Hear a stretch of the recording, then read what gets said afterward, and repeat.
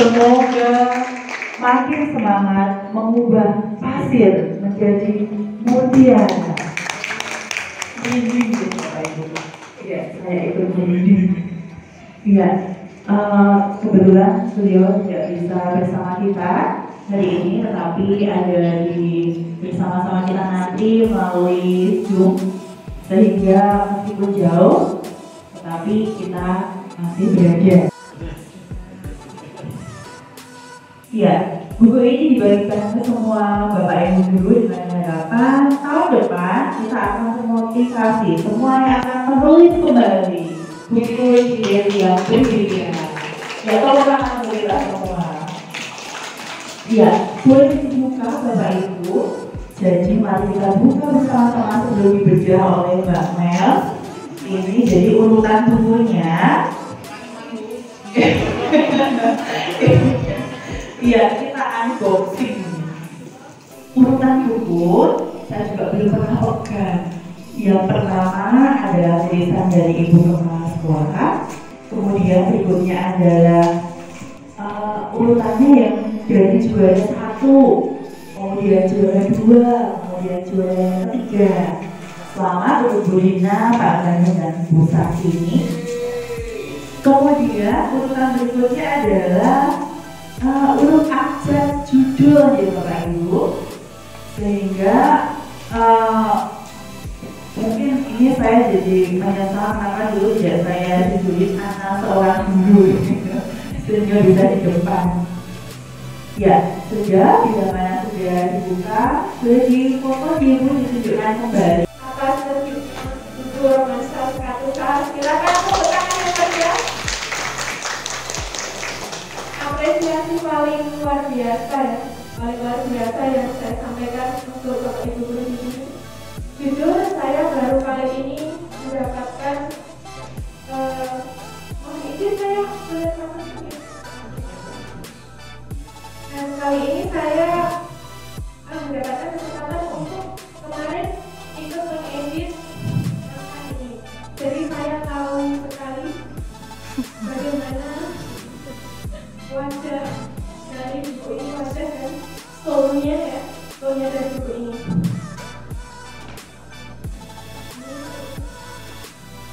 Karena sudah dikenalkan ya, itu adalah media sosial saya. Kalau misalnya ingin bertemu dengan saya melalui media sosial bisa, atau kita sharing-sharing melalui media sosial bisa di invite ya. Lalu kita coba membuka buku ini.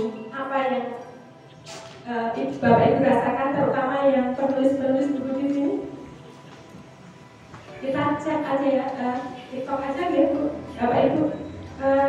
Untuk yang juara 1, mohon berdiri. Ibu yang juara 1 kemarin, Ibu Rina hadir. Dan penulis ya untuk semua Bapak Ibu guru ini. Saya yakin di sini Bapak Ibu guru hanya mungkin belum terbiasa untuk menulis, tapi kalau bisa sudah bisa, ya. Terutama menulis 1 bisa gitu. Oke, nah buku ini merupakan sebuah prestasi yang patut diapresiasi dari guru-guru. Biasanya guru menulis tentang karya-karya ilmiah gitu, tentang pelajaran yang diambil dan lain sebagainya. Tapi ini adalah cerita memoir.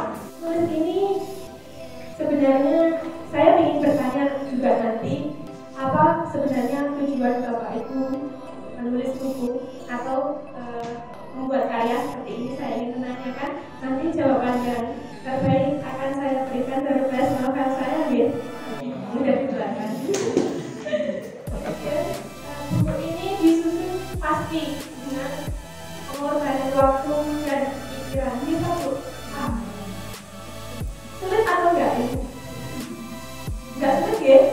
Karena ini cerita tentang diri kita sendiri dan anak-anak. Tentang apa yang biasa kita lakukan. Pasti tidak sulit, hanya saja waktunya gitu. Waktu untuk menulis. Ada yang ini nulisnya dadakan? Tidak, sudah dipersiapkan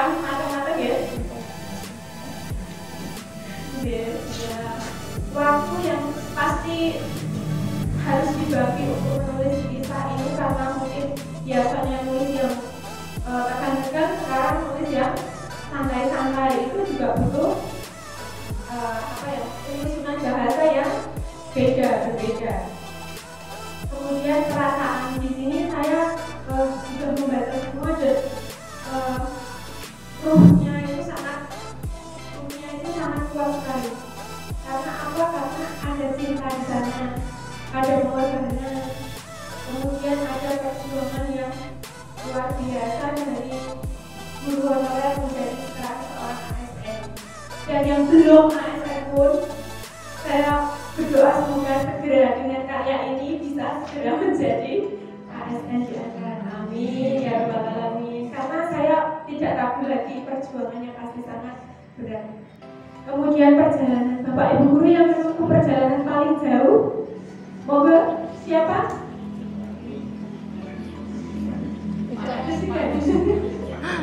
Bapak Ibu jangan tekan dia, nanti kalau tekan saya ikutan tekan. Santai mawon. Nanti biar dapat selesai. Ya, ini kemudian ada sisi religi. Siapa yang menuliskan? Beliau adalah salah satunya yang judulnya menumbuhkan kesadaran untuk taat beribadah, Bapak Aris Priyanto. Hadir? Bapak Guru Agama. Tidak. Ini dari segi religi yang kuat ini disampaikan bahwa sekolah ini juga tidak hanya berkarakter tapi juga luar biasa ya untuk dari segi religinya itu. Selanjutnya adalah sejarah. Betul, sekolah ini mempunyai sejarah yang sangat panjang ya, sangat panjang dan harus kita florkan untuk masyarakat bahwasanya sekolah kita ini memang pantas diapresiasi karena dari nol benar-benar ada di halaman belakang, paling belakang ini ya gambarnya semua dulu Kak Ferry ini ya, before dan after. Ini dulu sekolahnya kondisinya masih seperti itu dan sekarang sudah menjadi bangunan yang sangat luar biasa. Selamat ya Bapak Ibu. Selanjutnya ya, saya langsung aja karena nanti waktu. Nah ini kelebihan dari buku sudah saya sampaikan tadi. Nanti selebihnya Bapak Ibu sendiri yang harus membaca ulang tulisan saya itu seperti apa sih sebenarnya. Ini nanti akhirnya pasti seperti dari lebih ke seorang anak. Karya yang sudah terbit ini seperti anak kita sendiri ya. Jadi karya yang kita ciptakan ini luar biasa, sangat menginspirasi orang lain dan diri kita sendiri untuk ternyata aku bisa menulis dan besok lagi aku pasti bisa.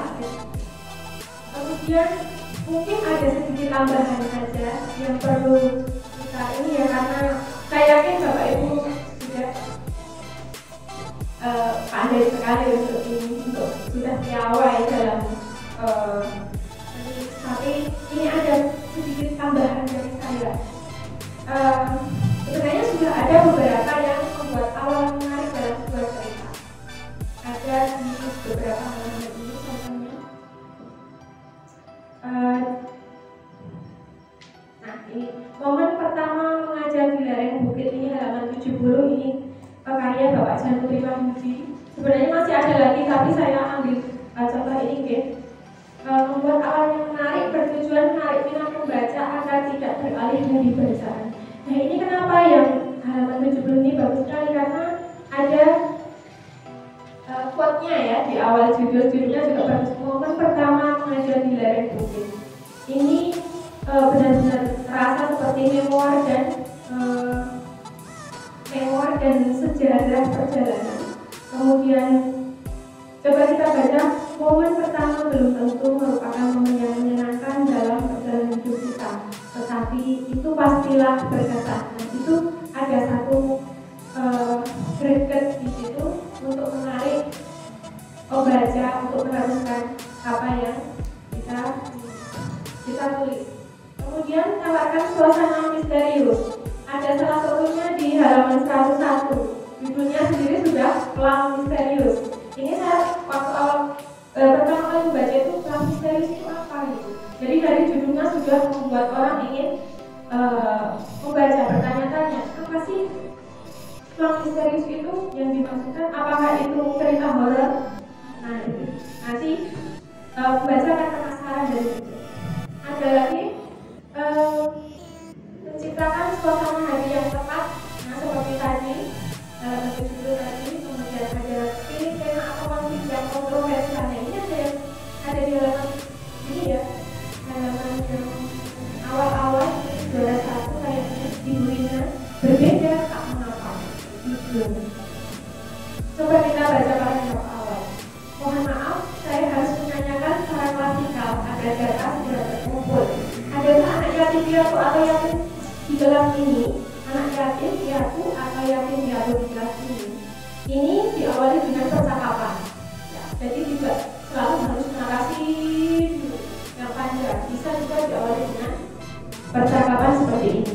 Nah, sebenarnya ini saya lebih memilih percakapannya dimulai dari slide keempat ini. Kalau bapaknya mau dari itu termasuk yatim tidak, Bu?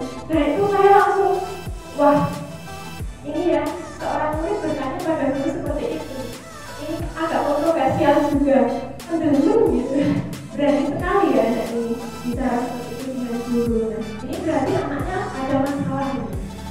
Jadi saya, wah, ini menarik sekali, kontroversial sekali. Oke. Lanjut.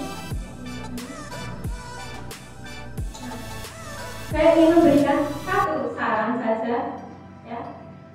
Pada awal paragraf, misalnya dengan menulis kutipan ya, seperti tadi, yang tepat dari orang-orang yang terkenal itu boleh, tapi jangan lupa untuk menyertakan sumber. Kemudian, seperti ya, contohnya jangan membuat keputusan ketika kamu sedang marah gitu. Kira-kira itu untuk cerita yang agak-agak mellow gitu. Itu boleh kita masukkan atau kita buat sendiri, buat seperti moto untuk diri sendiri. Itu boleh kita masukkan agar cerita kita diawali dengan bahasa yang menarik. Kemudian tadi gagasan kontroversial dari perbandingan yang memiliki kesan lucu tapi merupakan fakta. Nah, ini juga bisa saya sampaikan ya tadi. Dalam bercerita kita tidak harus dengan bahasa baku yang ini ya, kalau di percakapan, kalau untuk narasi bolehlah kita pakai bahasa yang baku, tapi untuk percakapan kita pakai bahasa apa? Malah bahasa Jawa itu belum masuk. Saya menemukan banyak sekali istilah atau ungkapan dengan bahasa Jawa di sini, dan itu menunjukkan sekali bahwa kita orang asli Gunung Kidul. Jadi ada istilah yang di Gunung Kidul ada, di luar Gunung Kidul nggak ada.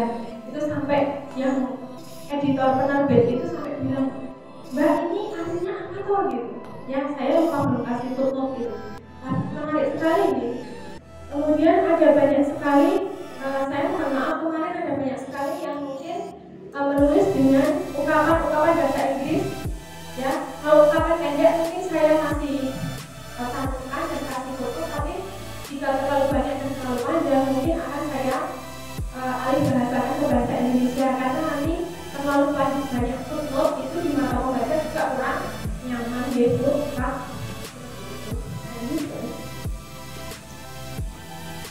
Sajikan fakta menunjukkan dengan permainan diksi. Coba kita lihat halaman 120.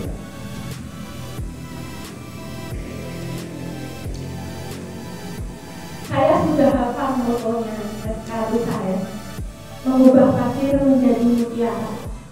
Banyak sekali yang Bapak Ibu yang menuliskan tentang quote ini ya, karena quote ini memang harus dikenal semua orang. Jadi Kak Ferry mengubah pasir menjadi mutiara itu susah ya, pasir susah sekali.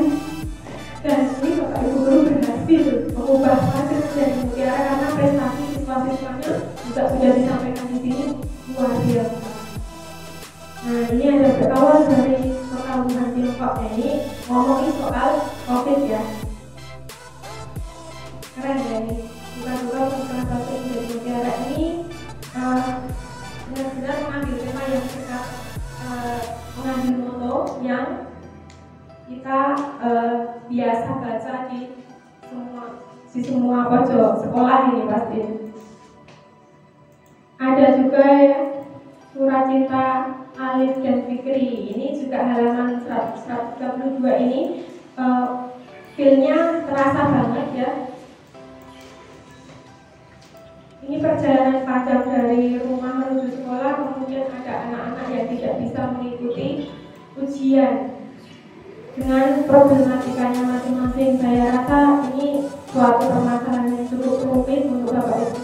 Dan di sini penulis mampu menyelesaikan masalah itu dengan sangat hangat sehingga anak-anak bisa, alhamdulillah bisa ikut sekolah, ikut ujian sekolah dengan baik, meskipun ya dengan drama yang luar biasa. Ini keren sekali. Lanjut, ini ada tambahan lagi mungkin untuk kedepannya jika Bapak Ibu ingin menulis cerita yang semacam memoir atau cerita pendek itu untuk mengurangi akronim atau singkatan. Soalnya ini mempengaruhi ya, feel atau perasaan membaca. Ini harus nyari bawah, nyari mana ya ini.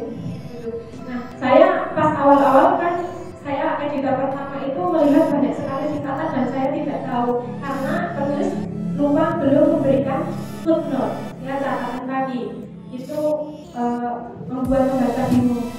Nah, saya langsung berdiskusi karena ada banyak sekali istilah di sekolah ini yang apa, koin ada deh, itu lupa, belum ini ada. Itu kan istilah yang belum umum di luar, tapi mungkin sudah diketahui semua orang, cuma di luar kita belum tahu. Nah, itu perlu ada catatan atau catatan kecil atau sekarang kita coba ngobrol santai. Ada Bapak Ibu yang mengalami seperti ini, writer block atau hambatan dalam tulis. Ayo kita ini apa hambatan dan kesulitannya dalam tulis cerita itu kemarin.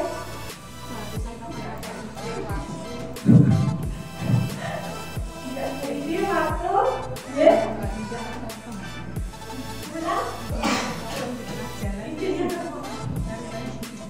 Jadi ini semua guys, tidak menulis atau tidak suka menulis. Biasanya saya tulis kisah-kisah tulisan ya, apa namanya, yang serius kok langsung disuruh tulis novel gitu. Novel cerpen atau cerita, itu saya nggak suka sih ini. Tapi ternyata setelah ada deadline, ayo kita kerjakan ini seperti ini, ternyata bisa. Jadi minat tulis atau tidak suka ini bisa kita kalahkan dengan ya seperti ini,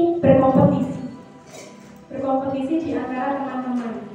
Jadi nanti ternyata aku meskipun tidak suka menulis cerita, ternyata kalau dipaksa saya bisa menulis dengan sampai selesai. Nah itu nanti lama-lama ternyata ya asik ya cerita yang saya tulis itu. Jadi minatnya tumbuh dari situ, berkompetisi dengan orang lain. Kemudian selain itu juga banyak membaca. Saya yakin Bapak Ibu Guru sudah banyak membaca pelajaran, paling tidak ini membaca materi. Buka lagi, itu mau muntah rasanya. Kenapa? Ternyata juga sekali gitu. Tapi ya apa-apa, itulah waktu kita untuk mengedit tulisan. Tapi kan sudah selesai tadi. Tulisan kita sudah selesai dulu, baru mengedit setelah kita jeda waktu. Nanti pikiran kita fresh, oh ini nggak masuk akal ternyata. Saya kasih referensi yang lain, misalnya seperti itu. Ini dari saya ke Bapak Ibu. Saya ini nggak baku, tapi monggo nanti misalnya ada masalah seperti ini boleh dipakai. Jangan mengedit tulisan di saat nulis, edit, baca, nulis, edit. Nah, dan ada satu ini sekitar kita kira-kira mengganggu. Jadi nanti ya siapkan makanan atau cemilan, kopi, teh dan lain sebagainya, jus atau vitamin di rumah dari apa yang biasa kita konsumsi. Nah itu kemudian yang bikin semangat kita ada gitu. Aku ada cemilan misalnya kayak misalnya, nah itu aku suka kayak gitu. Jadi siapkan kayak di sekitar kita ya, kita tinggal makan, nanti nggak bisa lari ke belakang. Jadi tulis aja. Kemudian referensi, matikan enggak ya, kalau referensi dari HP selama ini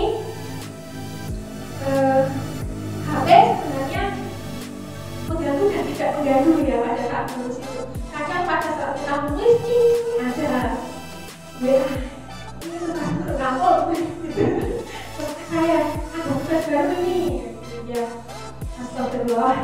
Jadi mana dulu yang akan saya kerjakan, mungkin nanti akan terjadi. Jadi mungkin kalau referensinya kita bisa online lewat laptop ya, nanti bunyinya lewat laptop aja, HP mati gitu. Jadi kita nggak ada gangguan atau dimatikan datanya, jadi kita nggak ada gangguan juga. 30 menit aja cukup sekarang, nggak usah lama-lama itu ya. Kemudian sumber bahan tulisan, puisi dan analisis sama ya. Selama ini yang saya lakukan yaitu wawancara atau obrolan teman-teman. Bapak Ibu di sini ada banyak kantin ya? Ada berapa?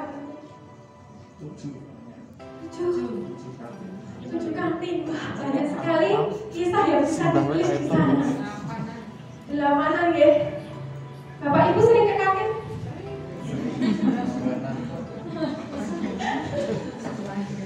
Menurut saya kantin sekolah itu adalah tempat ide-ide bertebaran dan kita bisa sharing, kita bisa ambil dari obrolan.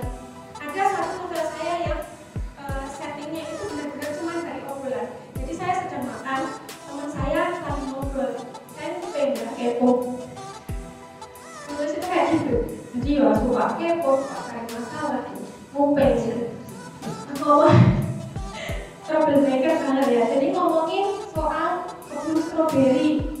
Aku pengen beli kebun stroberi belajar. Terus saya nengok gitu. Saya nggak bawa HP, nggak bawa catatan, langsung saya kabur. Saya kabur, tulis kebun stroberi. Apa? Itu setting yang romantis. Kebun stroberi itu akhirnya jadi kisah yang lumayan jadi disukai anak-anak untuk cerita-cerita yang romantis. Saya catat itu cuman kebun stroberi dulu. Nah, ada adegan apa di kebun stroberi? Bapak Ibu bisa membaca. Saya tidak akan iklan ya. Bapak Ibu bisa membaca di perpustakaan. Sini ada 2 novel saya yang sudah ada, pasti belum tahu. Pak dia sudah ya. Yang cyanida dan praying glitter kayaknya sudah ada. Entah ada atau belum ya. Kemudian dokumentasi foto, artikel dan lain-lain. Nah, foto itu sebenarnya kita selfie atau itu sebenarnya sudah ada itu, ada kenangannya kan.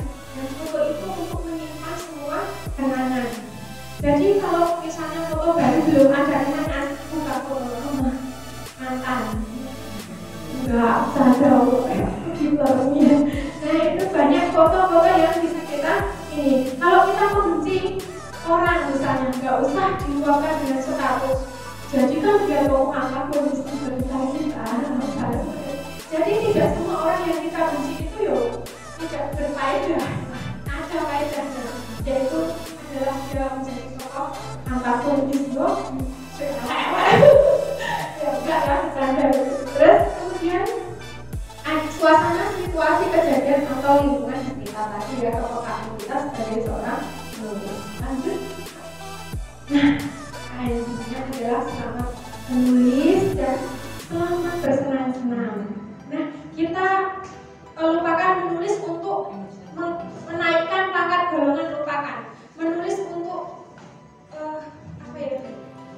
Yang susah-susah itu apa misalnya? Untuk apa ya, berat-berat. Lupakan tujuan yang berat-berat ya. Lakukan menulis untuk kesenangan diri, untuk pengobatan diri, untuk perenungan. Itu pasti kita akan terbiasa. Jadi biasa dari yang terkecil. Itu tips dari saya ke Bapak Ibu. Dan saya ingin aplaus untuk Bapak Ibu sekalian atas pentingnya novel Kapusan, romansa Kapusan saya. Catatan tentang doa, perjuangan dan cinta. Nanti kalau saya bedah semua, nanti Bapak Ibu juga malas membaca. Seperti diceritain. Jadi semoga nanti dibaca di rumah lagi.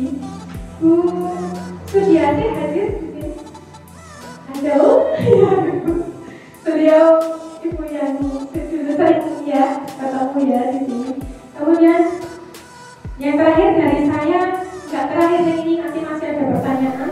Dimanapun kamu ditanam berkembanglah. Jadi seperti ibu bapak ibu guru di sini sudah berkembang dan mekar sangat luar biasa. Tepuk tangan untuk semuanya.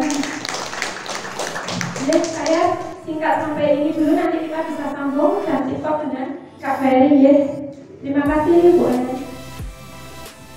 Dan tugas-tugas lewat laptop nampaknya ada yang memperhatikan email, tapi saya percaya spirit dan semangat kita sama-sama.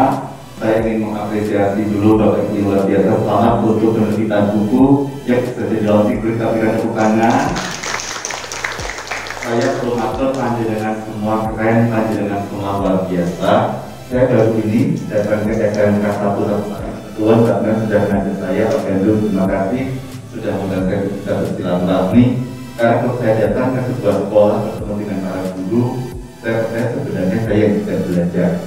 Saya yang sebenarnya berguru dengan baik dengan gitu ya, karena Bapak Ibu guru itu adalah sumber ilmu, sumber laku, sumber yang kemudian akan menjadi pijakan banyak orang, dan profesi guru itu bukan sebuah pekerjaan, tapi pengabdian yang melekat sampai seumur hidup.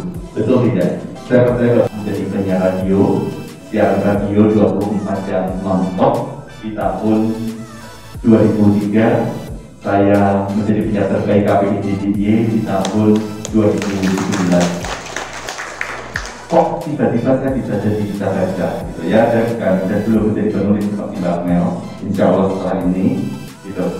Ya, ada rekam jejak perjalanan panjang di masa lalu yang saya rasa ini menjadi menarik untuk kita kilas balik bagi kita semua gitu ya. Ketika saya SD, ketika saya kecil, saya tidak pernah diajarkan membaca oleh orang tua saya. Jadi keluarga kami bukan keluarga yang kulturnya membaca. Bapak ibu saya wira swasta yang sibuk dengan pekerjaan. Yang saya baca pertama kali itu justru ketika saya mulai membaca selain buku pelajaran adalah koran. Dan ibu saya sempat khawatir ketika tetangga saya bilang, wah Mas Ferry sudah bisa baca ya. Ibu saya memang menjawab ke tetangga saya, ayo mbak, jadi saat itu seolah-olah dibaca gitu ya. Terus pikiran seorang dari kecil itu jadi, ya masalah ya kalau aku baca gitu ya. Kemudian yang ada di rumah itu adalah majalah-majalah seperti Kartini, Sarina, dan saya sempat baca Om Mama, Om Papa gitu ya. Ada seperti itu gitu. Ketahuan saya dimarahi. Jadi buku-buku itu disembunyikan majalah tersebut. Oh cuma dibaca, kan biasa seneng baca gitu ya. Akhirnya saya mulai menemukan sahabat yang juga gemar membaca. Kita mulai baca 4 sekawan, kemudian majalah buku, kemudian diberikan majalah buku. Jadi saya tahu ada Oki, Hasta Nirmala gitu ya, ada kemudian ada majalah Ananda gitu. Kemudian saya di situ mulai muncul gitu. Oh majalah buku, saingan kalau Ananda. Yang kita ingin ngambil buku gitu ya, daya kritis saya sebagai anak itu mulai muncul. Saya ingat saya SD kelas 6 itu sudah mulai bikin kelas 5, bikin persewaan buku, iuran dengan teman saya. Saya itu tinggal dulu itu di Bandungan Ambarawa, jadi tidak jauh beda dengan suasana sebelum tidur sepertinya. Artinya juga di sebuah pedesaan yang kalau mau beli buku harus nitip bapaknya teman saya pegawai PLN ke kota, ke Ambarawa. Jadi biaya sewa buku itu Rp25 kalau tidak salah. Ada 6 koleksi buku, nanti kita sewakan, mereka baca di teras gitu ya. Tapi hanya bertahan 1 bulan setelah itu berjalan gitu. SMP saya mulai membaca lagi dengan karena saya pindah ke Solo, membacanya mulai meningkat.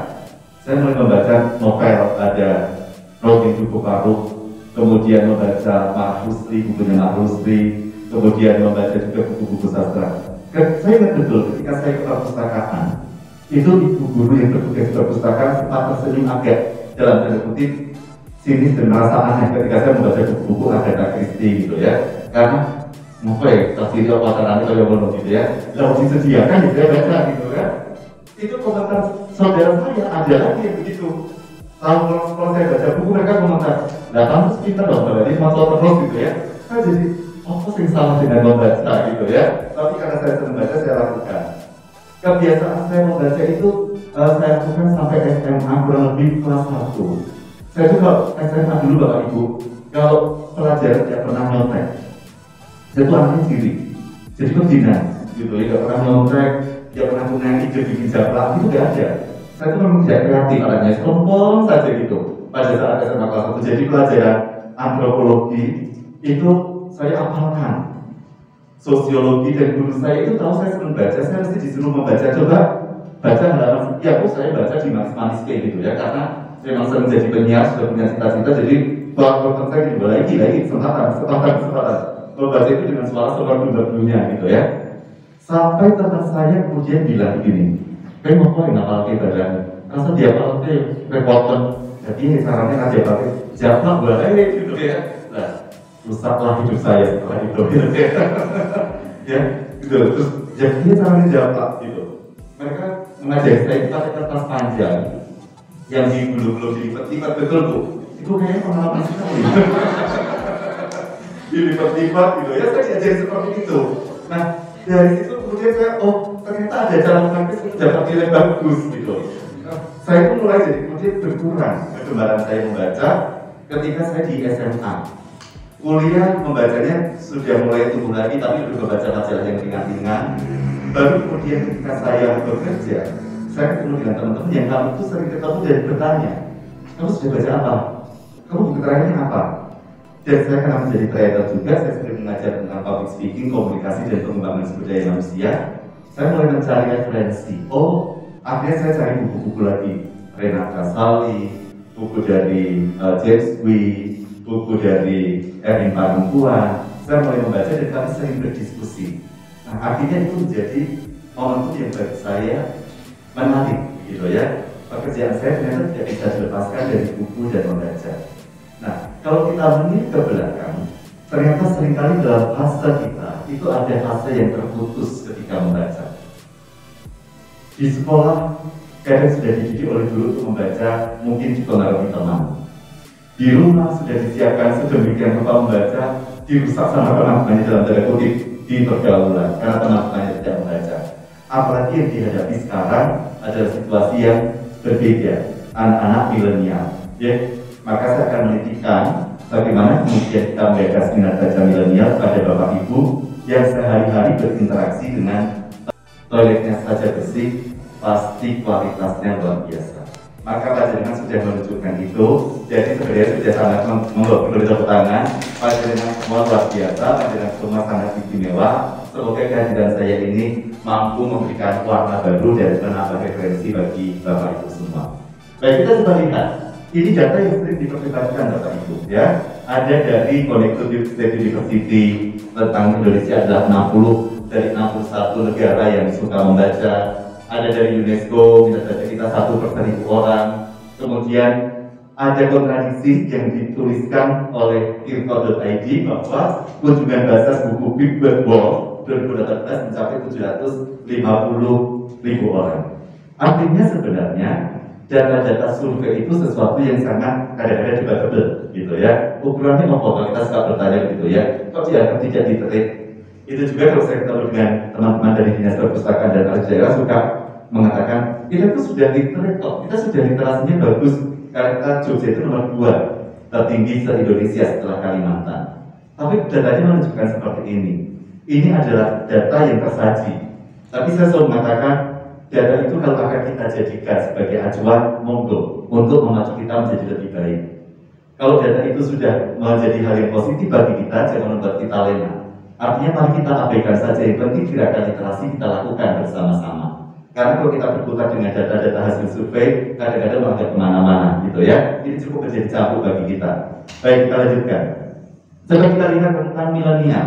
Yang Bapak Ibu hadapi sekarang adalah generasi milenial. Bahkan guru-gurunya pun sebagian juga masih generasi milenial. Karena milenial itu kan berapa Bapak Ibu?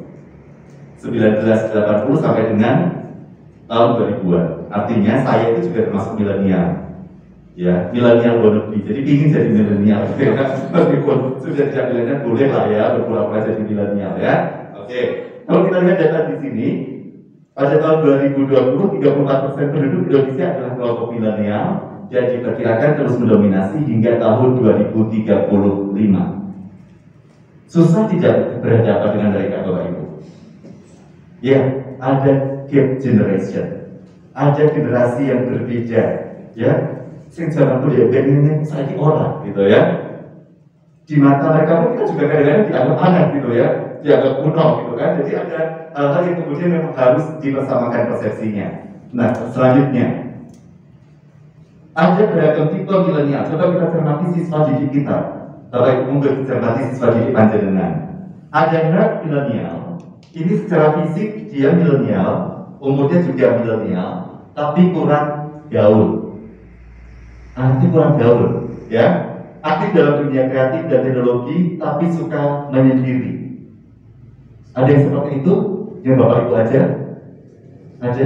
Ada ya, mungkin anaknya anti, kalau kemudian disebut antisosial gitu, suka menyendiri. Berikutnya, ada alay milenial. Anak alay, anak layangan gitu ya, anak layangan. Jadi anak layangan itu biasanya rambutnya berwarna gitu kan. Melek teknologi dan sangat dekat dengan kehidupan media sosial mereka. Ini ada 9,3% survei dari Alpha Research. Melek teknologi sangat dekat, dikit-dikit di posting, ya kan? Hai guys, saat ini gue lagi di sini nih guys, gitu ya.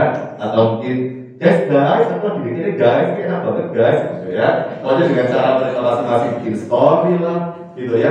Tidak bisa dilepaskan dari gadget. Bahkan ada juga orang tua yang ingin seperti itu, gitu ya. Tidak bisa pantas dan gitu ya. Tapi masih ingin jadi bagian dari ini, gitu ya. Tapi tidak apa-apa. Selanjutnya ada yang anti milenial. Fisik dan umurnya milenial, tapi tingkah lakunya kuno, bukan kekinian. Karena tidak suka bermedsos.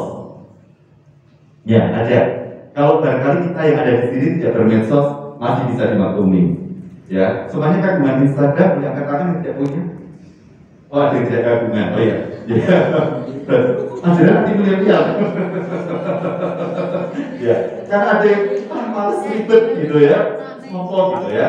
Biasanya tipikal-tipikal yang tidak suka kepo dengan kehidupan orang lain, gitu ya. Terus dulu, oke.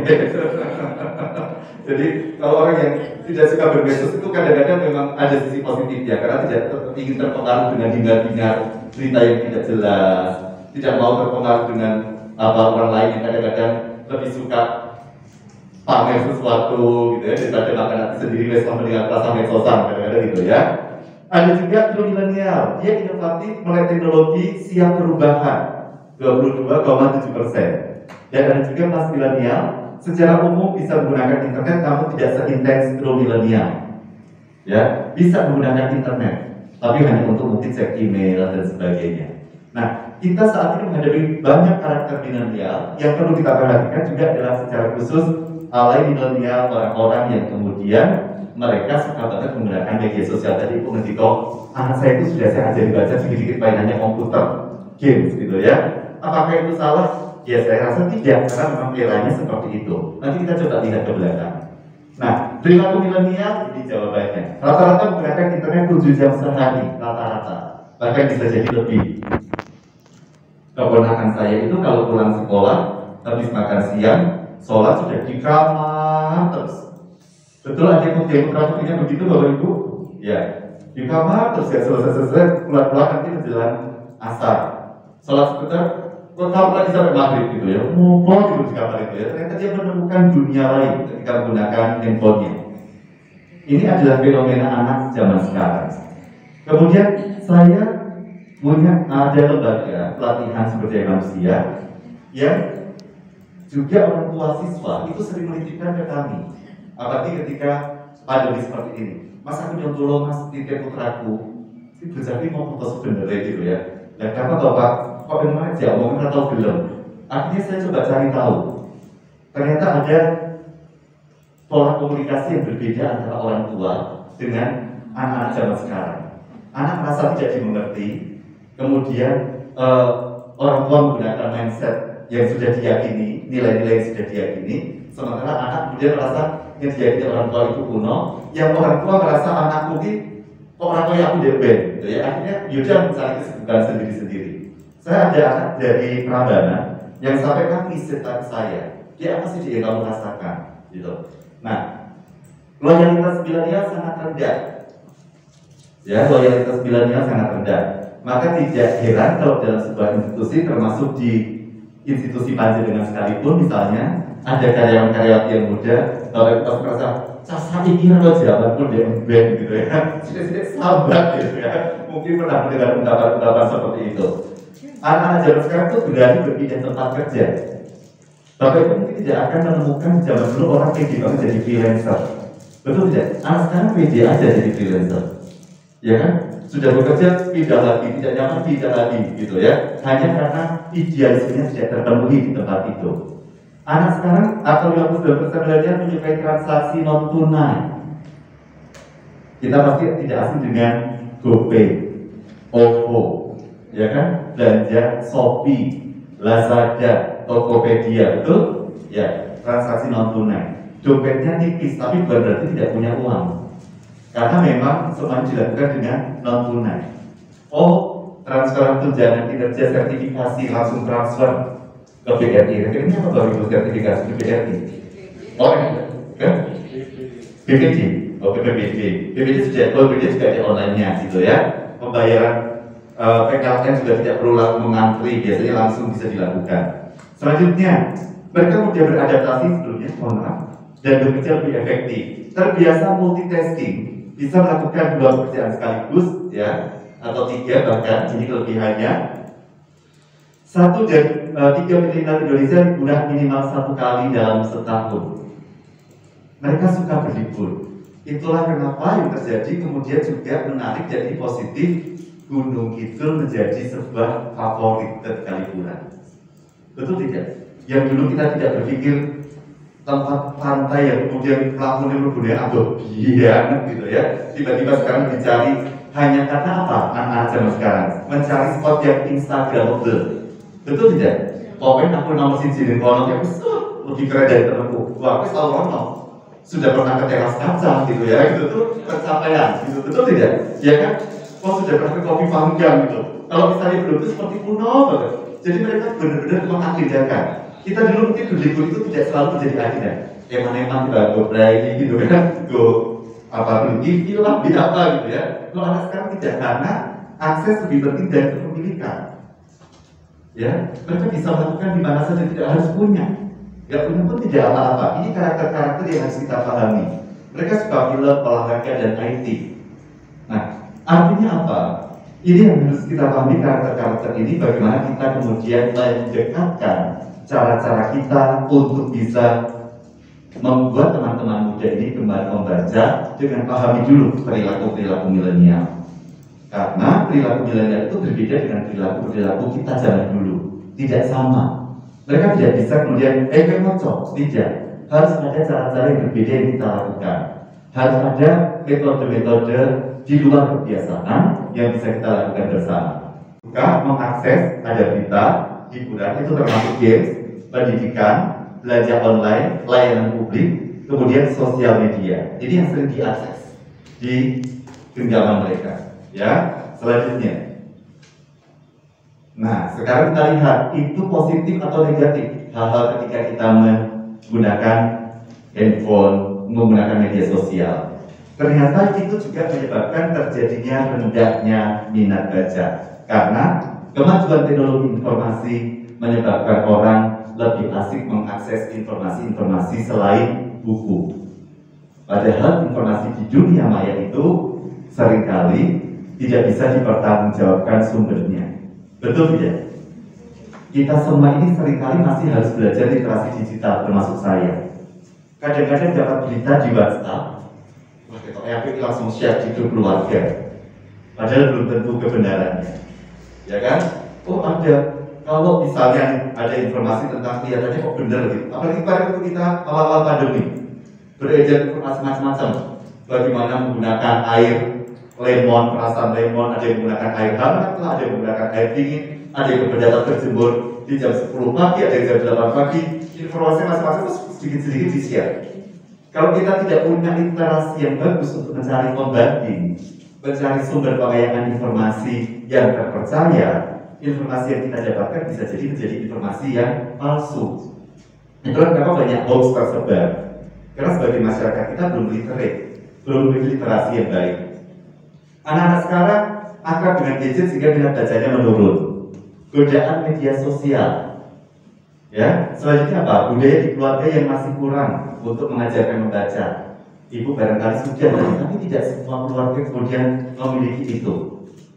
Apalagi pekerjaan kita banyak gitu ya, sudah harus mengurus laporan-laporan administrasi lah dan sebagainya, sampai rumah sudah capek, ya kan? Kadang-kadang untuk telaten, ayo baca bareng-bareng itu kok menjadi asing. Dan yang lebih parah lagi, ini yang sering saya kemarin juga saya atur, tidak ada contoh atau himbauan dari pemimpin atau kepala daerah atau public figure tentang membaca. Saya tidak pernah melihat ada baliho misalnya seorang kepala daerah ngasih buku dan menyampaikan, ayo membaca.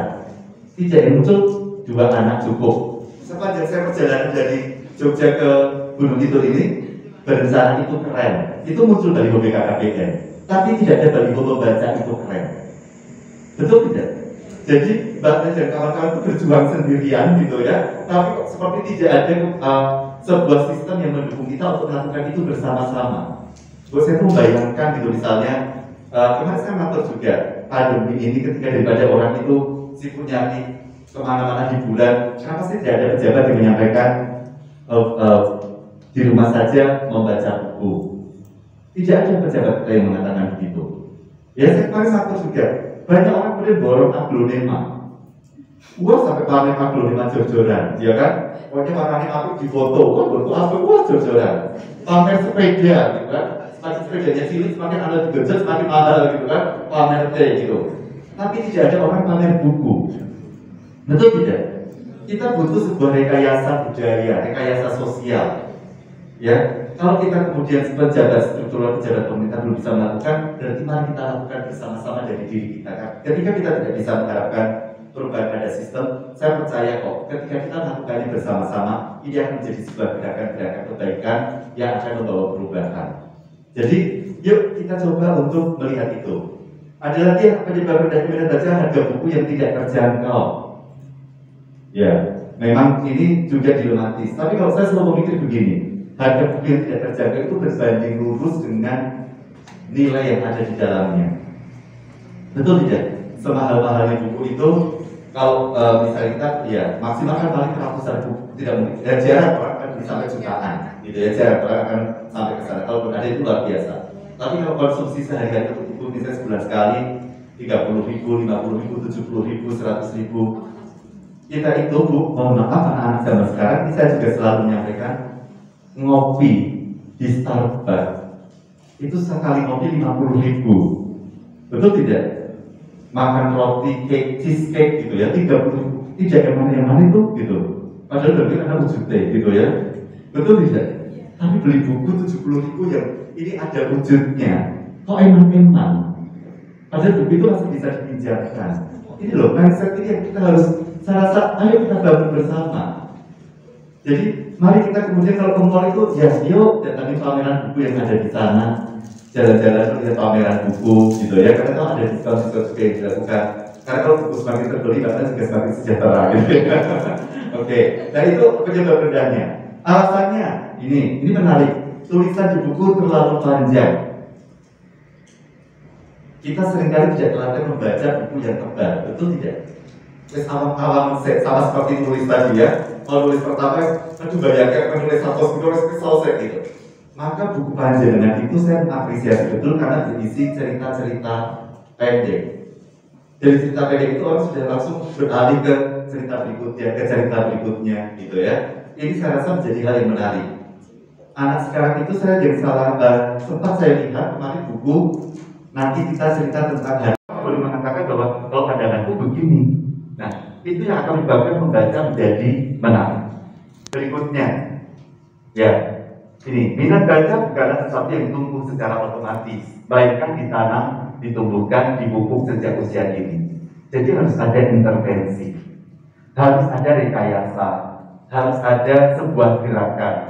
Ada orang-orang yang tadi sempat muncul pertanyaan, menulis itu bakat atau latihan?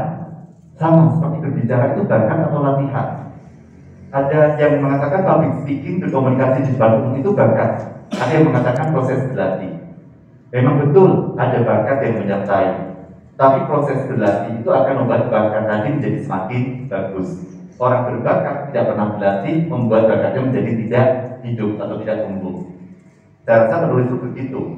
Ada yang sudah dilahirkan memang punya kemampuan dan passion menulis, tapi ketika tidak pernah menulis akan menjadi sia-sia.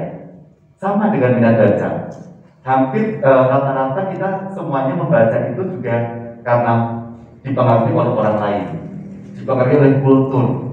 Meskipun ada juga yang tiba-tiba punya minat baca sendiri. Maka mari kita bangun kultur membaca di SMK satu-satu saja, karena panjenengan sudah punya sekolah yang luar biasa keren Bapak Ibu. Mari kita tingkatkan kekerenan itu. dengan menggaungkan minat baca di sekolah ini dengan cara-cara yang sesuai dengan karakter milenial. Ya, berikutnya. Nah, kita lihat strategi di sejumlah negara. Di Finlandia misalnya, mereka punya mendongeng sebelum tidur. Artinya apa? Ada intervensi budaya di sana. Kita ini jarang atau mungkin sudah tidak sempat mendongeng, meskipun beberapa masih melakukan. Kemudian di sana, di Finlandia, tidak ada alih suara untuk program berbahasa asing. Jadi tidak ada film kok di dubbing itu tidak ada. Adanya subtitle, tulisan. Tujuannya apa? Membantu anak-anak belajar cepat, membaca cepat. Karena kan percakapan tulis kemudian diganti dengan percakapan berikutnya. Kalau di tempat kita kan tidak. Kadang-kadang dialih suarakan, ya kan? Kamu sedang apa? Oh tidak. Oh baiklah. Aku benci sama kamu, pergilah, gitu ya. Jadi orangnya itu Korea, bahasanya Indonesia, gitu kan? Terus dubbingannya bagus, gitu ya.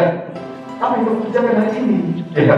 Oh, begini kok, kabarmu, gitu ya. Itu dubbingan biasanya begitu. Jika kita jadi keset membaca, karena sudah dialih suarakan. Karena ternyata subtitle itu membantu untuk kita membaca dengan cepat, terutama anak-anak yang sudah belajar membaca.